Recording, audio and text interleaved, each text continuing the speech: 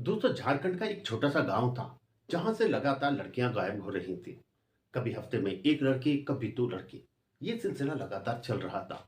गांव के लोग बहुत ज्यादा परेशान थे और वो पुलिस वालों के पास जाकर लगातार कंप्लेंट कर रहे थे।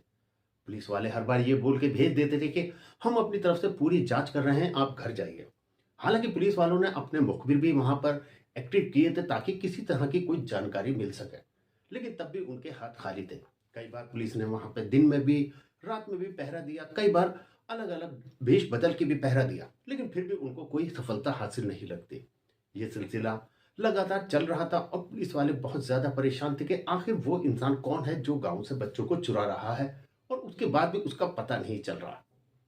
दोस्तों, ऐसे ही एक दिन जो गांव के सरपंच होते हैं, वो अपनी दो लड़कियों के साथ सो रहे थे।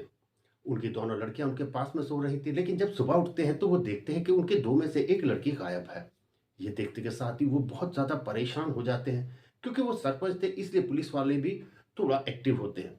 लेकिन वो पुलिस वाले भी कुछ नहीं कर पाते। सरपंच साहब सारी कंप्लेंट लिखाते हैं, बताते हैं कि किस तरह से मैं अपनी दोनों बेटियों के साथ रात में सोया था, लेकिन सुबह उठने पर मैंने देखा कि मेरी एक बेटी गायब है। उससे मैं बहुत ज्यादा प्यार करता हूँ, वो मेरी सबसे छोटी और प्यारी बेटी है। उसको कैसे भी ढूंढ दिया। वो पुलिस वालों के आगे बहुत रिक्वेस्ट करते हैं। पुलिस वाले भी मजबूर होते हैं, कहते हैं कि ठीक है, हम अपनी तरफ से पूरी कोशिश कर रहे हैं, आप घर जाइए और हम आपको जल्द बता दें। हालांकि नतीजा कुछ नहीं निकलता। इसी तरीके से कई दिन गुजर जाते हैं। इसी बीच उनको कोई बताता है कि इस जिले में नए आईपीएस साहब आए हैं जिनका नाम मनोज है, और वो बहुत अच्छे और ईमानदार हैं। उनके बारे में पहले भी बहुत तरह की कहानियां हैं कि उन्होंने एक मुश्किल से मुश्किल केसों को किस तरह से हल किया है। उनके लिए कोई भी काम करना मुश्किल नहीं है। अगर हम उनसे जाके कहेंगे तो शायद वो हमारी मदद कर देंगे। दोस्तों, दरअसल जो आईपीएस साहब मनोज थे, वो बेहद ईमानदार और अच्छे इंसान थे। अब से पहले जहां जहां उनकी पोस्टिंग हुई थी, वहां के लोग अक्सर उनके बारे में बहुत अच्छी अच्छी बातें करते थे और बताते थे कि किस तरह से उन्होंने मुश्किल से मुश्किल केस हल कर दिए थे। दोस्तों, जो आईपीएस साहब थे, वो एक बहुत ही अच्छे और धन्य परिवार से थे। उनके परिवार के पास बहुत पैसा था, अच्छा बंगला, गाड़ी, सब कुछ था। उनको नौकरी की कोई जरूरत नहीं थी, लेकिन उनके मन में हमेशा ये रहता था कि मैं लोगों की सेवा करना चाहता हूँ, लोगों की मदद करना चाहता हूँ। इसलिए उन्होंने आईपीएस बनना चुना ताकि वो हर परेशान, हर मजबूर इंसान की मदद कर सके। उनके पिता जो शहर के बहुत बड़े बिजनेसमैन थे, उन्होंने हमेशा अपने बेटे को एक ही सीख दी थी कि बेटा, जब तुम आईपीएस बन रहे हो तो ध्यान रखना, ये तुम्हारी जॉब नहीं, ये तुम्हारा कर्तव्य है, तुम्हें लोगों की सेवा करनी है। कोई भी मजबूर परेशान इंसान तुम्हारे पास आए तो जिंदगी में कभी उसे निराश मत करना, उसके लिए जो हो सके वो करना। यही संस्कार लेते हुए वो बड़े हुए थे, क्योंकि पिताजी के भी ऐसे ही संस्कार थे। हमेशा लोगों की सेवा करते थे और जिन लोगों की जो मदद हो सकती थी वो लोग करते थे। आईपीएस साहब बनने के बाद उन्होंने ऐसा ही किया था। अब यहाँ पर जब सरपंच साहब उन आईपीएस साहब मनोज सर के पास में पहुंचते हैं तो उन्हें बताते हैं कि सर, हम मैं उस गांव से हूं और मेरे गांव में हफ्ते में या दूसरे हफ्ते में लगातार एक या दो लड़कियां गायब हो जाती हैं। पुलिस वाले कुछ नहीं कर रहे, लेकिन कल रात मैं अपनी बेटी के साथ सो रहा था, मेरी दो बेटियां हैं, और सुबह उठ के देखा तो मेरी जो छोटी वाली बेटी थी वो वहां से गायब थी। इसके बाद मैंने कंप्लेंट भी लिखाई, लेकिन हर बार पुलिस वाले ये कह के टाल देते हैं कि हम जांच कर रहे हैं, और अभी तक कुछ पता नहीं चला, ना तो मेरी बेटी के बारे में ना और किसी की बेटियों के बारे में। उसके बाद वो उनसे बहुत रिक्वेस्ट करते हैं, रोने लगते हैं। आईपीएस साहब कहते हैं कि ठीक है, मुझे इस जांच पड़ताल करने दीजिए, मैं इन सारी चीजों को देखता हूं और जो कर सकता हूं मैं वो करूंगा। और वो कहते हैं कि मैं थाने में भी बात करूंगा और आपकी लड़की जल्द से जल्द मिल जाएगी, आप परेशान ना होइए, घर जाइए। इसके बाद जो सरपंच होते हैं वो घर चले जाते हैं। आईपीएस साहब थाने में भी बात करते हैं, लेकिन वहां से भी कुछ ऐसा क्लू या कोई सेटिस्फैक्ट्री आंसर नहीं मिलता। अब वो पूरी रात यही सोचते रहते हैं कि आखिर ऐसा कैसे हो सकता है कि गांव से लगातार लड़कियां गायब हो रही हैं और किसी को कुछ नहीं पता और ना ही कोई क्लू मिल रहा। कई बार वो सोचते हैं कि शायद इसमें गांव का कोई मिला हुआ है या फिर बाहर का है, लेकिन अभी भी वो कंफ्यूजन में थे कि एक्चुअल में हो क्या रहा है। ऐसे ही करते करते सुबह हो जाती है, लेकिन उन्होंने ठान दिया था कि इस केस को मैं हर हाल में हल करके रहूंगा ताकि अगली लड़की कोई चोरी ना हो सके, और बाकी जो भी हुई हैं उन सबको मैं बरामद करके रहूंगा। सुबह होती है, वो सीधे ऑफिस जाते हैं। ऑफिस जाने के बाद वो कुछ नहीं कहते और कहते हैं कि मुझे 2 हफ्ते की छुट्टी चाहिए, मुझे अपना कुछ काम है। वो अपने डिपार्टमेंट में भी नहीं बताते कि वो किस मिशन पर जाने वाले हैं। वो चुपचाप वहां पर छुट्टी लेते हैं और वहां से चले जाते हैं। फिर वो दूर एक जगह जाते हैं, वहां जाने के बाद अपना पूरी वेशभूषा जो भी गेटअप होता है उसे बदलवाते हैं। वो देखते ही देखते एक भिखारी पागल का भेष बनवा लेते हैं। और कुछ ही दिन में 2 दिन वो करीब वहां पर रहते हैं, और 2 दिन में वो अब ऐसे लग रहे थे कि मानो वो हफ्तों से क्या महीनों से भी ना नहाया। उनके अंदर बदबू अजीब सा, जिस तरीके से रोड पर रहने वाले या कूड़ा बीनने वाले होते हैं, अब उनमें और इनमें कोई ज्यादा अंतर नहीं था। ऐसा गेटअप करने के बाद अब वो चुपचाप उस गांव के अंदर जाते हैं। गांव के किसी भी इंसान को यह पता नहीं होता कि ये आईपीएस साहब मनोज हैं, जो कि किसी मिशन पर आए हुए हैं।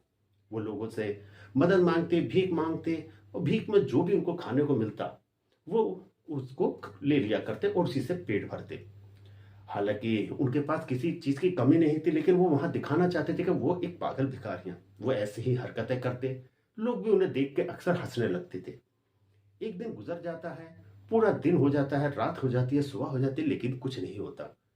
अब अगले दिन वो देखते हैं कि सामने से जो सरपंच है वो आ रहा है। उन्हें लगता है कि शायद ये सरपंच उनको पहचान लेगा, लेकिन सरपंच उनकी ऐसी हालत देख के कहता है कि अरे बाबा, कुछ खाने को चाहिए तो आप मेरे घर आके ले सकते हो। और उसके बाद सरपंच चला जाता है। ये देखने के बाद आईपीएस साहब सोचते हैं कि जब मुझे सरपंच ने नहीं पहचाना तो फिर मुझे अब कौन पहचान सकता है, जो कि अभी कुछ दिन पहले ही मुझसे मिलकर आया था।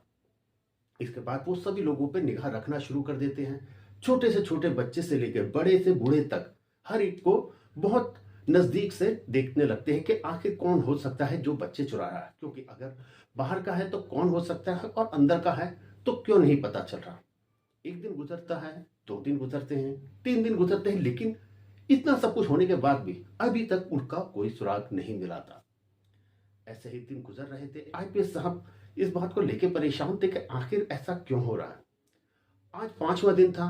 5वें दिन वो अचानक देखते हैं कि सुबह सुबह कुछ फेरी वाले आए हैं। वो कुछ सामान बेच रहे हैं और अलग अलग घरों में जा रहे हैं। ये 2 लोगों का ग्रुप होता है, और 2 लोग ग्रुप आपस में कुछ ऐसे बातें कर रहे थे जिसे देख के जो आईपीएस साहब हैं उन्हें थोड़ा सा शक हो जाता है। फिर वो देखते हैं कि वो एक घर के आगे गए हैं और वहां पे आसपास में रास्ते को देख रहे हैं कि कौन सी चीज क्या है, मानो कि कोई रेकी कर रहे हो। और उसके बाद कुछ देर के बाद वो करते हैं और फिर वहां से चुपचाप चले जाते हैं। अब आईपीएस साहब को उन पर पूरी तरह से संदेह हो चुका था कि हो ना हो ये लोग कहीं ना कहीं बच्चा चोर ही हैं। लेकिन आईपीएस साहब चाहते तो उन्हें पकड़ सकते थे, लेकिन उन्होंने कहा कि अगर मैंने ये पकड़ लिया तो शायद मैं उन बच्चों को रिकवर ना कर पाऊं, बरामद ना कर पाऊं जिनको इन्होंने चोरी किया है, और ये अलर्ट हो जाएंगे। वो इंतजार कर रहे थे कि ये वापस आए और इनको मैं रंगे हाथ पकड़ूं। अब इसके बाद आईपीएस साहब पूरी तैयारी कर लेते हैं ताकि वो किसी तरह से बच ना सके। वो आसपास के रास्ते देखते हैं कि गांव में आने के रास्ते कौन कौन से हैं। वहां आने के सिर्फ 2 रास्ते थे। एक था मेन रास्ता जो सड़क से जुड़ा हुआ था, और दूसरा था एक जंगल का रास्ता जो कि कच्चा था, जिससे अक्सर लोग आते जाते नहीं थे, सिर्फ जंगल में जिन लोगों को आना जाना है उससे। और इस ये रास्ता इसलिए भी अच्छा था क्योंकि कोई भी इंसान हो यहाँ से भाग के आसानी से जा सकता है, जंगलों में छुप सकता है और उसे ढूंढना या पकड़ना मुश्किल हो सकता है। इसलिए आईपीएस साहब इसी रास्ते पर निगरानी रखते हैं। कहते हैं कि अगर ये वापस आएंगे तो इसी रास्ते से आएंगे। ऐसा ही होता है। रात के करीब 12:30 बज रहे थे, तभी वो नोटिस करते हैं कि 2 लोग पूरे काले से कपड़े पहन के, चेहरा ढका हुआ, चुपचाप गांव के अंदर आ रहे। वो दोनों इधर उधर देख रहे थे, लेकिन आईपीएस साहब चुपचाप पागलों के जैसे भेष में साइड में बैठ जाते। वो कुछ हरकत नहीं करते, और इसके बाद वो दोनों उसी घर की तरफ चले जाते हैं जहां पे वो दिन में रुक के कुछ बातें कर रहे थे। इसके बाद आईपीएस साहब भी पीछे पीछे जाते हैं और दूर से देखने लगते हैं। वो देखते हैं कि एक आदमी उनमें से दीवार पर चढ़ा है, और चढ़ने के बाद अंदर कूदा और अंदर से जाके गेट को खोल दिया। और गेट खोलने के बाद ये दोनों अंदर चले जाते हैं। अंदर जाने के बाद वो वहां से थोड़ी देर के बाद एक बच्चे लड़की को अपने कांधे पर डाल के वापस ला रहे थे। अब जैसे ही वो लाते हैं तभी आईपीएस साहब ने जो कपड़े उपड़े अजीब से पहने थे वो हटाते हैं और अब सामने उनके पिस्तौल तान देते हैं। कहते हैं कि मैंने तुमको रंगे हाथ पकड़ने के लिए ही ये नाटक किया था, तुम भागने की कोशिश मत करना। तभी वो लोग जो होता है उनका एक साथी, वो बंदूक निकाल के आईपीएस साहब की तरफ को मारने की कोशिश करता है, लेकिन तभी आईपीएस साहब उसके हाथ पे गोली चला देते हैं, जिससे उसका हाथ जख्मी हो जाता है। फायर की आवाज होते ही आसपास के लोग जाग जाते हैं और भागे भागे बाहर की तरफ आ जाते हैं। उस घर के भी लोग आ जाते हैं और वो देखते हैं कि उनकी बेटी कुछ बेसुध सी पड़ी हुई है, बेहोश सी उसके कांधे पर है। अब ये सब लोग समझ गए थे कि ये दोनों बच्चा चोर हैं जो कि गांव से लड़कियों को चुरा रहे थे, और ये कोई और नहीं बल्कि कोई ऑफिसर हैं जिन्होंने इसको रंगे हाथ पकड़ा था और इस तरह से भेष बना रखा। इसके बाद पहले वो माता पिता को उसकी लड़की दे देते हैं और उसके बाद उन दोनों की जमकर पिटाई करनी शुरू कर देते हैं। आईपीएस साहब कहते हैं कि रुक जाओ, अगर इस तरीके से मारोगे तो ये मर जाएंगे, फिर तो हमें और लड़कियों के बारे में पता भी नहीं चलेगा। इसके बाद उनकी बात सुनकर लोग रुक जाते हैं। इसको थाने लाया जाता है, थाने लाके अच्छे तरीके से इनका सेवा पानी किया जाता है और उसके बाद पूछा जाता है कि बताओ सब लड़कियां कहाँ हैं और तुम उन्हें कैसे उठा के ले जाते थे। कि वो कुछ नहीं बोलते थे। वो बताते थे कि हम इनको नशे की एक क्लोरोफॉर्म टाइप की चीज होती थी वो सुंघा देते थे, जिससे ये कुछ नहीं बोलते थे और आसानी से हम लड़कियां चुरा लेते थे। और ये सारी लड़कियां वहां पर रखी हुई है। हम इन लड़कियों को बेच दिया करते थे, इनसे गलत काम कराया करते थे, इनसे गुलामी कराया करते थे। इसके बाद वहां पे जाया जाता है जहां बताया था। वहां से कुछ लड़कियां थी, लगभग 6 लड़कियों को बरामद कर लिया जाता है। 3 लड़कियां नहीं मिलती, उनमें 6 लड़कियों को वापस लाते हैं। उसके बाद फिर उनको पिटाई की जाती है, उनसे पूछा जाता है कि बाकी की 3 लड़कियां कहाँ हैं। वो बताते हैं कि वो बाकी की जो 3 लड़कियां हैं वो बेच दी गई हैं और वो इस समय पता नहीं कहाँ पर हैं। हम सिर्फ उनका बता सकते हैं किनको बेची थी। इसके बाद उनसे एड्रेस पूछा जाता है और उन लड़कियों की तलाश शुरू कर दी जाती है। इसके बाद स्ट्रॉन्ग सा मजबूत सा केस बना के इनको जेल भेज दिया जाता है। उधर वो जो लड़कियां बरामद हुई थी अब एक एक करके उनके माता पिता को सौंप दिया जाता है। वही सरपंच साहब भी आते हैं, वो बहुत खुश होते हैं, धन्यवाद देते हैं। गांव के सब लोग बहुत ज्यादा दुआएं धन्यवाद देते हैं, उनके पैरों में पड़ के रोने लगते हैं कि आप भगवान के रूप में हमारे सामने आए थे।